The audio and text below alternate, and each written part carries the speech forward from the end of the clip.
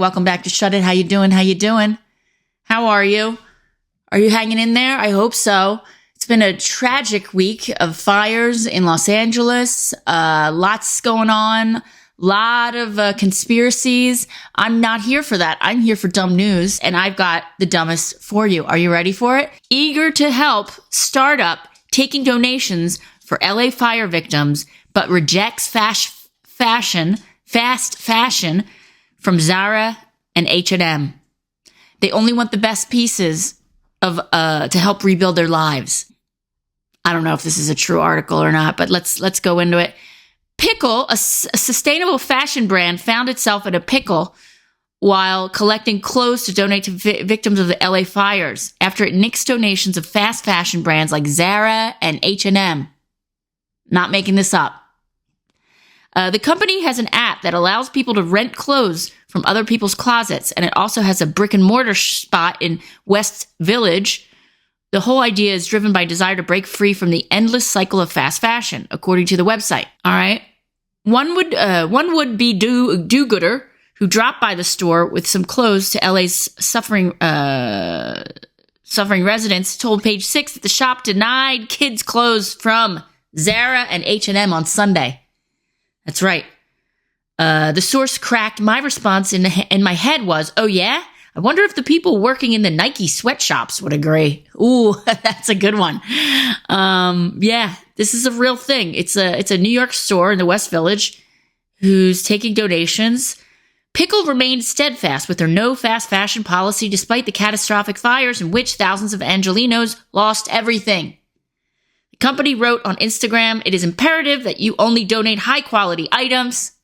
We are no longer taking fast fashion brands." They added, "We want to make sure those affected by the fires are receiving only the best pieces to help rebuild their lives." That's a bit much. It's a bit over. I think this is, you know what I think this is? I'll finish the article and I'll let you know what I think this is, but I have my speculation. The silver lining is that New Yorkers showed up. Our source told us the line was wrapped around one block with people wanting to give. A spokesperson for Pickle told us that they received 4 times the estimated amount of donations, forcing them to be even more selective as they collected items throughout the day. The overwhelming response far exceeded our expectations. As a growing startup eager to help but with limited resources, we eventually made the decision to prioritize items that could have the greatest long-term impact. So they only chose brand new, high-quality pieces designed to hold up over time as people rebuild their lives and as wardrobes, they say. The spokesperson told us after they stopped accepting Zara-like items, we provided information on nearby organizations better equipped to take them. So they're giving them to other organizations in littler fires outside of Los Angeles, maybe. I don't know. As we partner with other organizations and expand our resources, we'll adapt our approach to maximize our impact. We are deeply grateful to everyone who showed up at our store. They said our team, an amazing community of volunteers in LA, will personally be distributing these teams' items, blah, blah, blah. All right. I don't know. I think this is I think nobody knew what pickle was before this article, and I think this is just good PR, or bad PR, actually. But any PR is good PR if nobody knows who you are. Let's see what the comments say. I don't know. What do you guys think? I think it's bad PR, but at least now we know what pickle is. Do you know what I mean? I'm sorry about the people who lost everything in the fire. I think it's awful. Obviously, I think it's awful. But I also think, this is a time where we can really prioritize what's important in our lives. Do you know what I mean? And that's what a lot of Angelonians are doing. I reached out to a few friends, and they are in shock. I don't know anyone personally who lost their homes, but they know a lot of people, and they're starting GoFundMes, which is great. But I don't think they should be turning down Zara and H&M or whatever, fast fashion. All fashion is fast fashion, unless they sew it by hand. Do you know what I mean? Like, fast fashion, what does that even mean? I get it. Cheap clothing like Shein, H&M. All right, sure. But some of these Zara things, they're expensive. They're pricey. It depends on which Zara you go to, but I don't know. Let's go to the comments. I don't know. I think it's ridiculous to turn to. I think they are standing within the guidelines of what they do for their business. Like Pickle is not a necessarily a low end fast fashion-y kind of thing, but all fashion is fast fashion. Like I said, unless you sew it by hand, which a lot of these kids in sweatshops are doing. Like, what does that mean? Cheaper? Less, I don't know, marketing behind it? Anyway, let's see the comments. I know you want to hear what the comments have to say. So do I. I think if one has lost every piece of clothing they own, except for what they are currently wearing, they're not going to worry about the label inside what they're given as long as it reasonably fits and it's clean. I agree with you. Big Bopper says, he's quoting, "We want to make sure those affected by the fires are receiving the only the best pieces to help rebuild their lives." And then he says, "Somehow I doubt that most people who need clothing are very concerned about receiving only the best pieces." 1000% agree. Holly Weird Clawns says, "I'll donate laughs. I'm not wasting a cent on the rich." All right. And NA, "The real reason they're doing this because they want everyone they're giving the clothes to think they're above everyone else who donated average clothes that look like they came from mid-grade department store. It's not about recipients at all." I agree with you. I think they're trying to be snooty. I think you're right.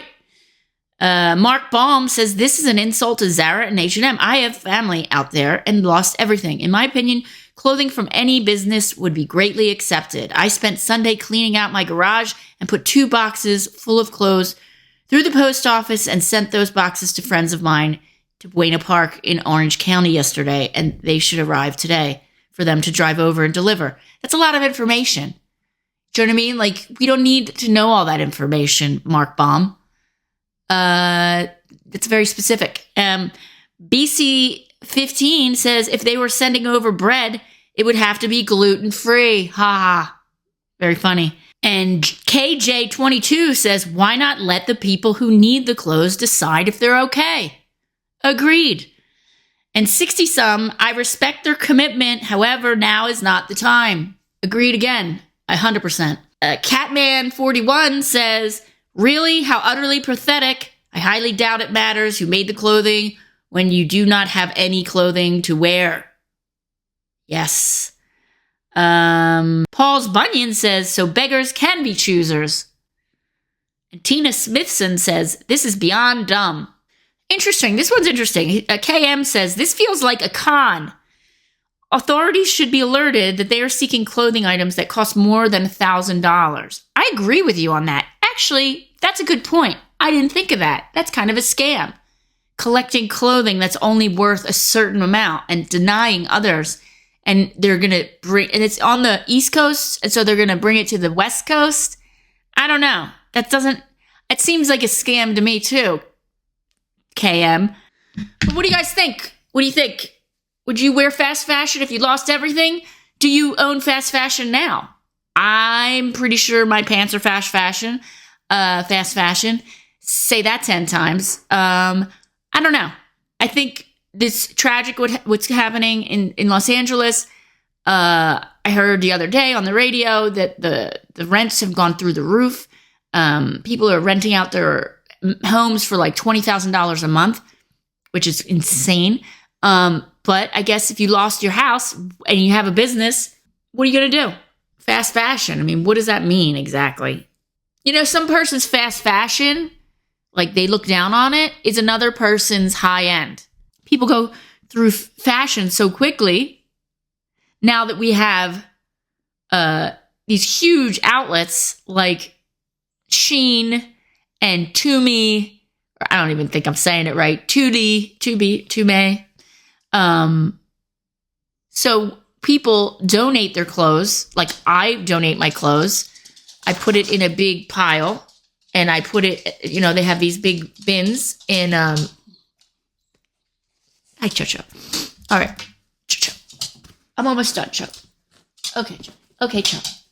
I don't really have anything to say about it. It's kind of a boring topic. Let's move on. All right, I had to switch that one because it's so bad. Ready? This is a really good dumb news article. Phone calls make Gen Z anxious. A new college course aims to help them conquer their fears. That's right. A college course to help Gen Zers conquer their fears of answering a telephone. That's where we're at today, folks. All right, strap in. Here we go. What's the number one thing Gen Zs are whining about? Well, that's a tough call. That's the tagline. When persnickety teens and 20-somethings aren't busy belly aching over the use of passive-aggressive emojis or the ills of ranch dressing, they're apparently griping over the anxiety-inducing task of making and receiving formal phone calls. That's right. But now, one school is putting those boo-hoos to bed. Phone anxiety is something we come across regularly. Liz Baxter, a careers advisor at Nottingham College, explains to BBC, adding that youngsters simply don't have the confidence to use the telephone. The UK institution is offering coaching sessions on phone confidence and etiquette to support Zoomers in overcoming their fear known as telephonophobia. That's right. I had no idea. Emotional symptoms of terror include delaying or avoiding making calls due to heightened distress, feeling extremely nervous prior to, during, and after a call, and obsessing over what will be said amid the discussion. Okay. Nausea and increase in heart rate, shortness of breath, dizziness, and muscular tension are the most common physical manifestations of the revolution. And for a generation that wants to call all the shots, this odd angst might sound a bit phony. Get it? Sorry. I know that was cringy. However, recent research suggests that the apprehension to phone calls is associated with social anxiety, which stems from a fear of judgment or humiliation. All right. And Gen Zers would rather be deemed disrespectful brats than be body slammed with the wave of horror that comes with jumping on the horn. Whatever that means. Instead, folks under 27 are more inclined towards texting or communicating on social media platforms such as Instagram, TikTok, and Snapchat, rather than engaging in voice-to-voice conversations, especially when they're work-related, concerning matters of the heart. All right. I don't think anybody likes phone calls. I don't think this is a Gen Z thing. I think this is just people don't like working. Let's read on. The group's aversion to giving someone a ring is so intense that heartbreakers within the demographic have even grown accustomed to the brutal act of breaking up with romantic partners via text. Most people would prefer it. Keen, 26, previously stated about digital dumping trend. It saves a really awkward chat. Okay? But Baxter hopes to reverse the phone call curse that's plaguing up and comers of the world. So she's going to teach a course on it. Her college course comes complete with practical classroom-based sessions during which students strengthen their telephone skills in a series of role-play activities, including answering questions that are commonly asked in interviews. All right. Rookies are also encouraged to call restaurants to ask what time they open and shops to ask if a certain item is in stock. The exercises test their boundaries in bite-sized ways, according to Baxter, and the help couldn't have come at a better time for her petrified pupils. Donna, 16, said she was mostly anxious when the phone rang because it's normalized for our generation to be used to text messages. So there's a phone call, I always think it's an emergency. Evie, 17, also hates taking phone calls. The only people I'll call are my mom and dad, said the teen. But anyone else, I don't want them to call me because it feels quite formal, and that's not something I'm used to. It's unknown to our generation. We've grown up texting each other. Kyle Butterworth, 28, who spent most of his early 20s dreading phoners, told BBC that he's beginning to overcome telephonophobia, and he hopes that his peers will too soon get the hang of it. What do you guys think? I think this is a little bit, I think it's kind of nutty. Make yourself in charge of the situation, he advised. Know what you're going to say before you start the call. After a while, you'll get to the point where you know what to say before you even say it, and it'll naturally even flow. All right, comments. Let's see what they say. Yeah, I don't know about this. I don't know. I don't think anybody likes a phone call. I don't think anybody likes to be on the telephone. I think it's awkward unless you know somebody. Text messaging is a big thing. I always like to text. I like to leave voice messages. So does my daughter. My teenager loves to they go back and forth with voice messages. Not text, voice messages. That's the thing. And they didn't even mention that in this article. So I don't know who they talk to 2 people in Great Britain. I don't know. Yeah, nobody likes to make phone calls. I don't like to make phone calls. It's awful. It's annoying. Let's see what they say in the comments. Cassie7, I have a couple of friends that have this issue. They have fear of what the person calling is going to say and not having the right answer in time. It's like an anxiety attack from what they tell me. I don't get it, but it's really happening. Okay. I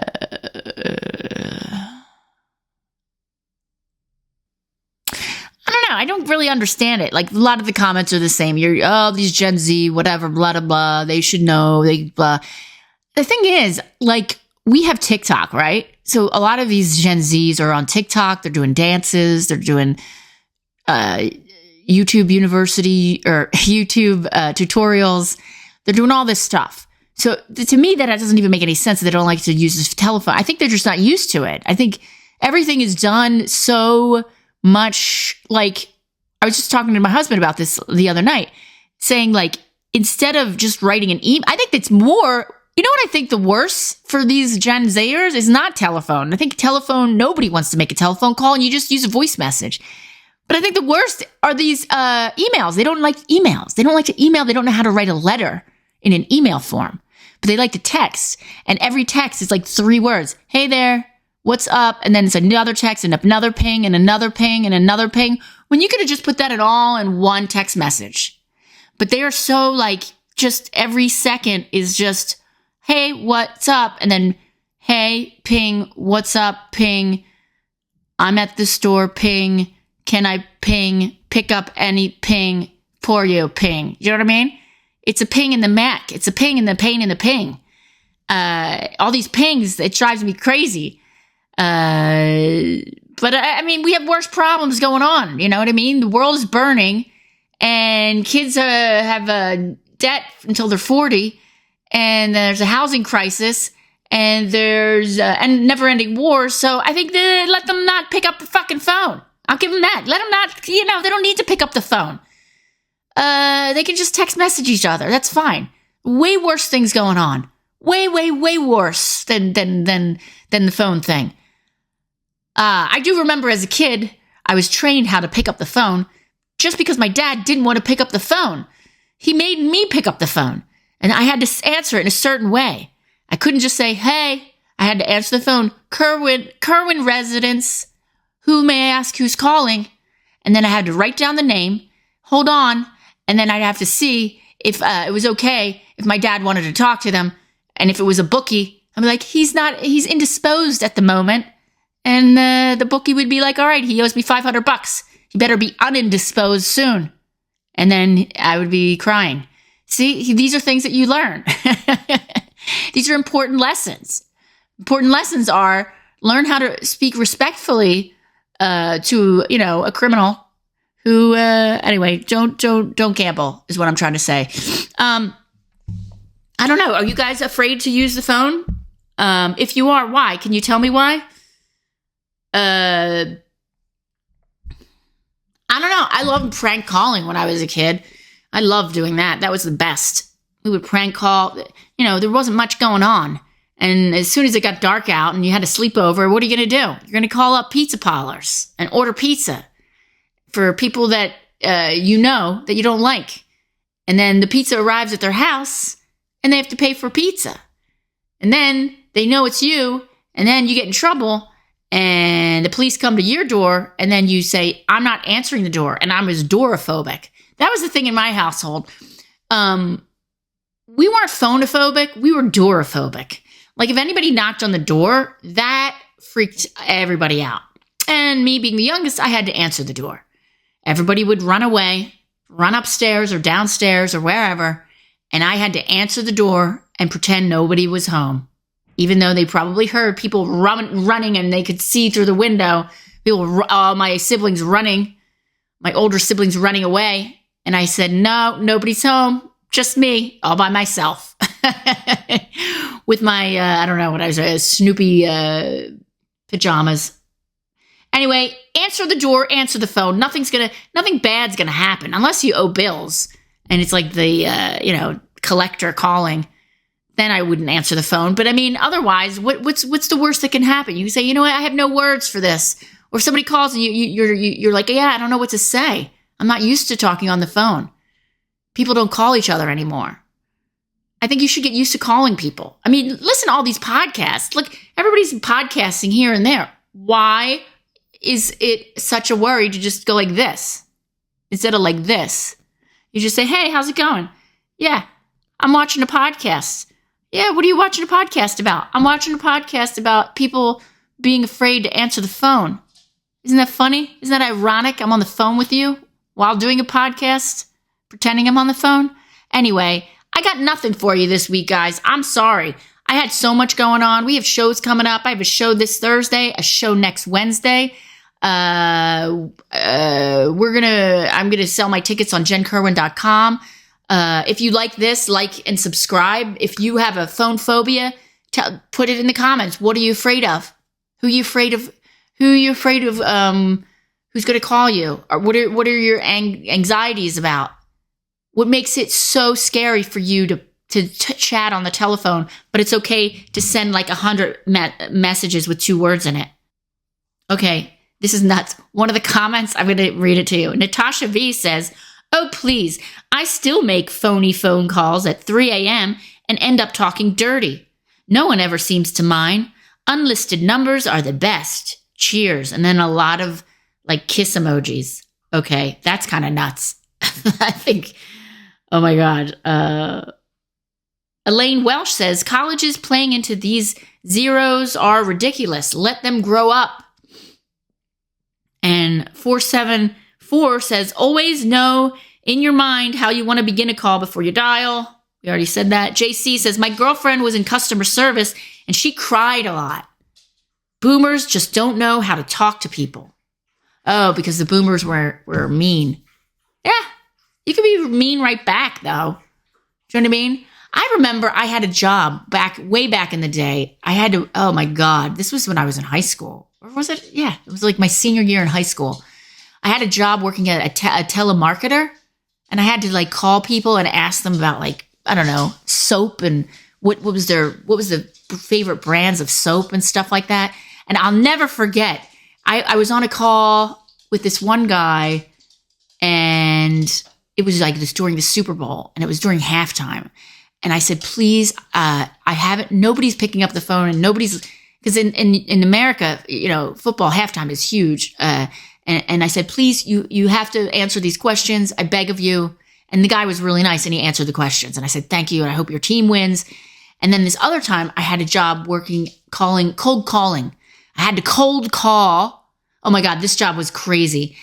This was in Philly. I had to cold call, like business owners, CEOs, and like influencers, like business influencers or whatever, who were like, high up in companies, and sometimes even like politicians. I would have to call. It was for a law firm, and I had to. It was to get a piece of legislation backed by these mostly men. I'm going to say it was mostly men. It was a while ago, so they would have to put a signature onto this piece of legislation that this law firm wanted to pass. And so what I did was every time I would call and ask for the CEO, Mr. Johnson, and they would say, sorry, can I take a message? He's not in. So instead, after multiple no's, no answer, nobody's, I'm not getting anything. And it was commission based. So it was like, I made more money if I got more signatures. So what I did is I figured out how to do it.